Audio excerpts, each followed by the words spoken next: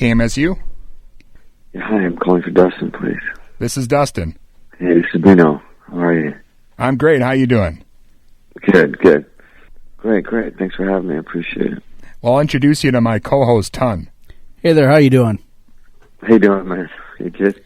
Awesome. Well, we're glad to get you on the line here. If you're ready to go, we'll go ahead and get started. I'm ready, man. All right. Well, we all know you as the super shredding machine from the band Extreme. Talk to us about how you started playing guitar and getting to the shredder status that you are currently. Wow. I think you get to a shredder, place early when you have no life, and you end up with a lot of hours in your bedroom, trying to figure out one day how to be Eddie Van Halen or Jimmy Page or Brian May, and and you forget to eat and you forget to have a social life, and then that's it. Hopefully it pays off, and I'm still waiting for it to pay off. I'm still working. Bam, you're a shredder. So what first got you ever interested in I guess, playing the guitar in general? I come from a pretty like heavy musical family. I was the youngest of 10 kids, and everybody played something. So I had an older brother who was an incredible guitar player, way better than I am, and pretty much stole everything from him, and just got inspired by him a lot, and just being from Massachusetts, being from Boston, there was so many great bands, Aerosmith, and and the Cars, and the band Boston, and Jay Giles, that really inspired us locally to kind of want to follow in their footsteps.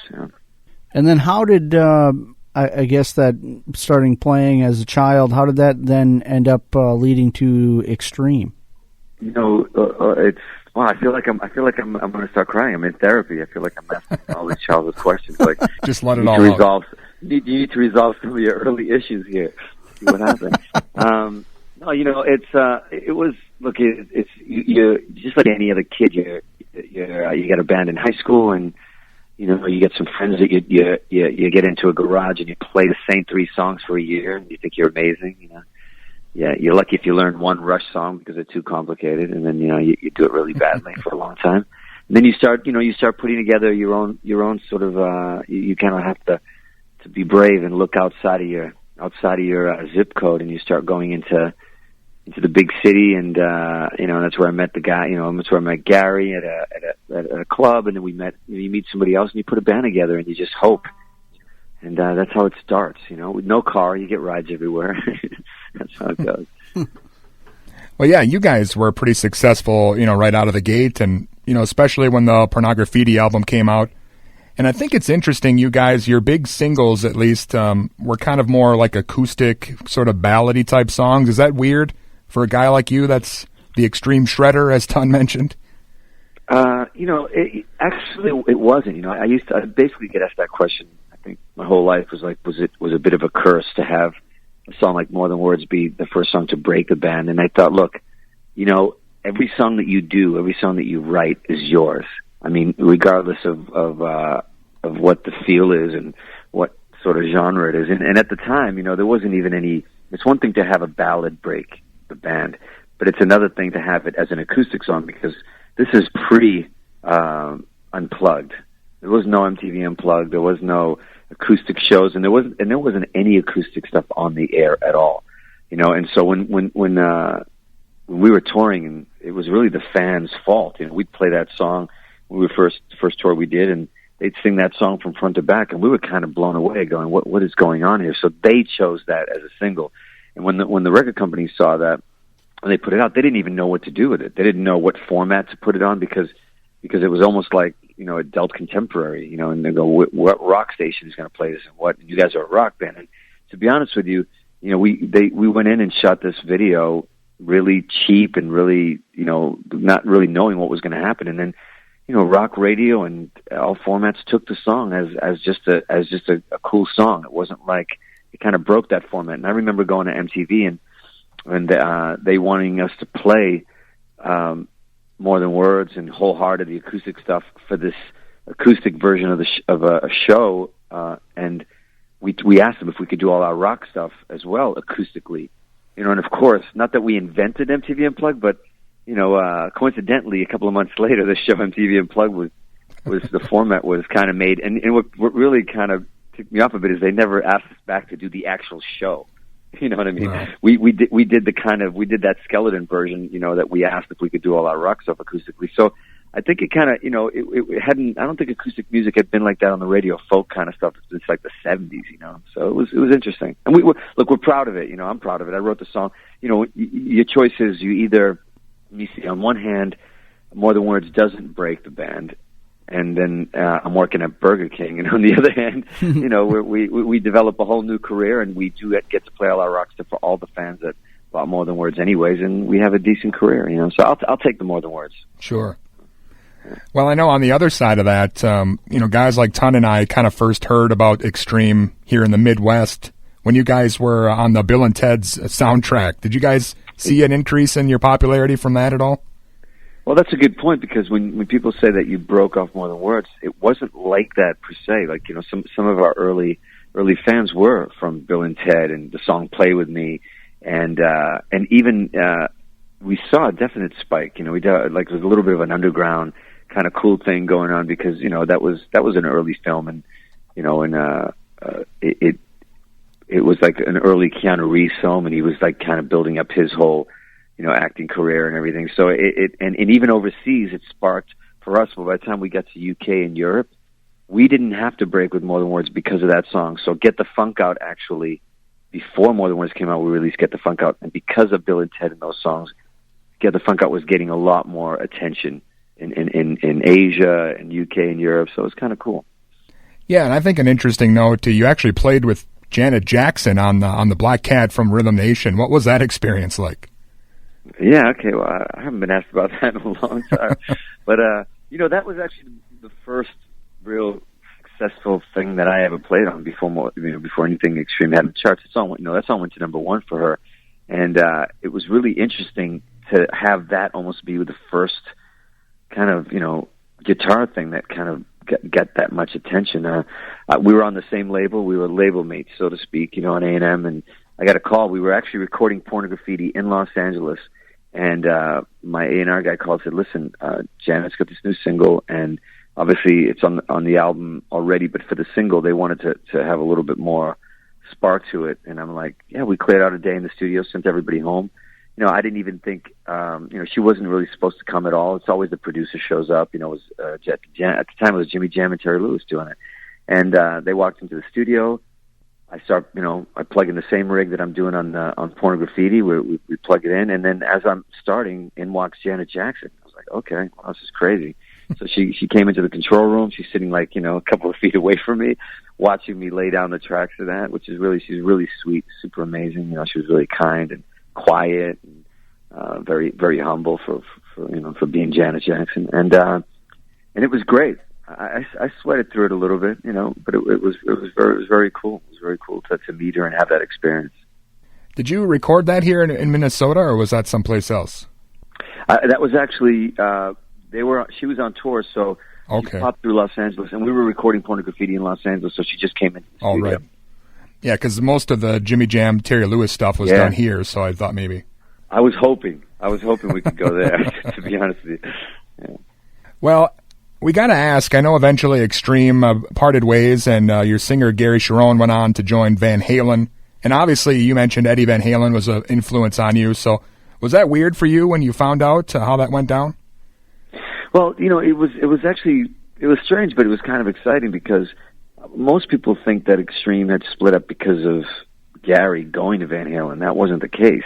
I'm the jerk. I'm the one who left and kind of didn't know if it was going to be temporary or long term. But I needed a break, and I told the band that I was done. And the problem is back in those days, it's like your management when you're doing well, they tour you. It's like you do an album, you tour. You go back in the studio, finish the tour, you go back in the studio, do an album, you tour. And you're young and you want to keep going. And instead of them going, guys, you guys need instead of taking a year off, you end up taking 10 years off because you hate the way your bandmate opens the curtain too fast. You start breaking up over stupid crap. It's ridiculous.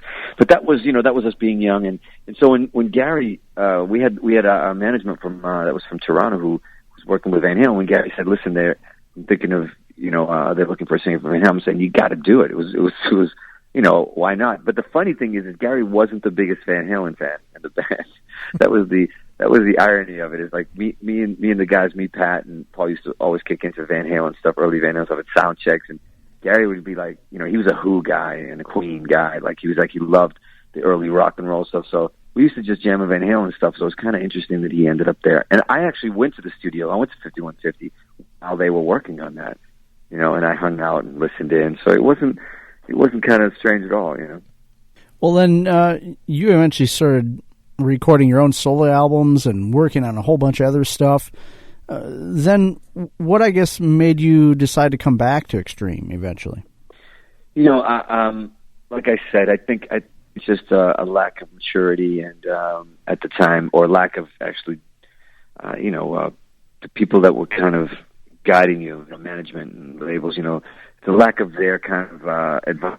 Hey guys, take a break. Don't split up, and I think when you do those things without that kind of guidance, you leave a trail of resentment and just you in a bad way. You're in communication with everybody. So I think, I did want to do a solo album, but I was probably too young to realize that you could just do that and then come back. And so I think we were away too long. And, at that, I just kept staying in touch with Gary, and then we just started writing again. We just started writing again, and it felt good. And I said, look, I don't want to come back and do this, for the sake of some bad, nostalgic reason. I want to only do it if we have some put out, and we did that. We did an album, and we came back with a new album.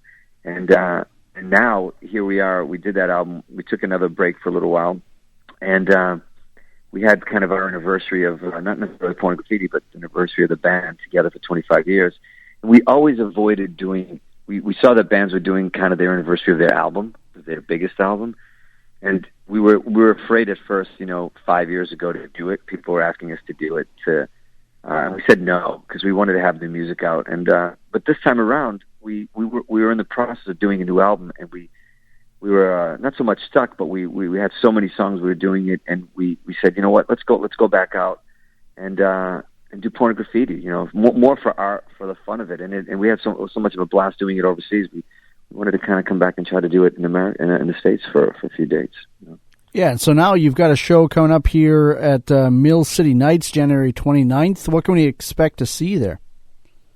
It's fun, man. It's one of those things where we went back and we said, wow, we're doing all of Porn Graffiti from top to bottom in order, and we thought, well, this is going to be strange, but let's give it a shot. So when we started doing it, I realized, man, did I play this stuff? I was like, can I still play some of this stuff? And I mean, we've always done the majority of Porn Graffiti live on our tours, but to do a lot of the stuff, there's a lot of songs on there that we hadn't done. And to do it in order, you find yourself kind of doing songs you wouldn't do in the set that early. You just break in a sweat and then you sit down and do more than words, like fourth or fifth song, and it's really strange. But it's fun and it's cool for anybody who dug the Porn Graffiti album. It's really interesting to completely. We try to do it justice. We try to do it just all the interludes, everything as is, so you get to experience the full thing live. As you heard it, and then afterwards. We finish that off with Wholehearted, like it is on the album, and A Bit of Rain coming at you. We come back out and we do at least 2 or 3 songs from each album that is in Porn Graffiti to give everybody a taste of our whole run. Awesome. Yeah, we're looking forward to that for sure. And is there something else maybe coming up after the tour? Are you guys going to be working on new stuff? Yeah, we are working on new stuff now. We're kind of semi-disappointed in ourselves that we don't have new stuff while we're doing this, but it's okay. We have so much material that we're working on now that I think we needed to buy some time, and I think this is a great way to not be too far away too long from anybody who still cares about us at all, if there is anyone out there. And when we did that run with Porn Graffiti in UK, Europe, Asia, we realized so many people came out, and we were so excited, and we had such a great time doing it. I hope everybody comes out. One thing for sure is if you dug Porn Graffiti at all, the band, I guarantee you this is like. You'll at least see the band with a lot of passion still and a lot of excitement. So you get your money's worth, that's for sure. Awesome. Well, again, Nuno, it's been great having you on today. Is there something you want to leave the listeners with? Maybe final thoughts? Hey, listen, look, anybody who's still listening to the band really and is thinking of coming down, we're always very thankful and we appreciate it, and we always promise that we don't let anybody down live. If there's one thing, I don't brag much about the band at all, or don't brag about anything, but there's one thing about this band that's always been, we've always taken pride in is putting on a great live show and leaving everything there. So come down and have a beer with us. It'll be fun. Excellent. Well, again, Nuno, thanks a lot for being on with us today. Yeah, guys, thanks so much for having me. I really appreciate it. All right. Have a good one. All right, you too. Right, okay, bye-bye. Bye-bye.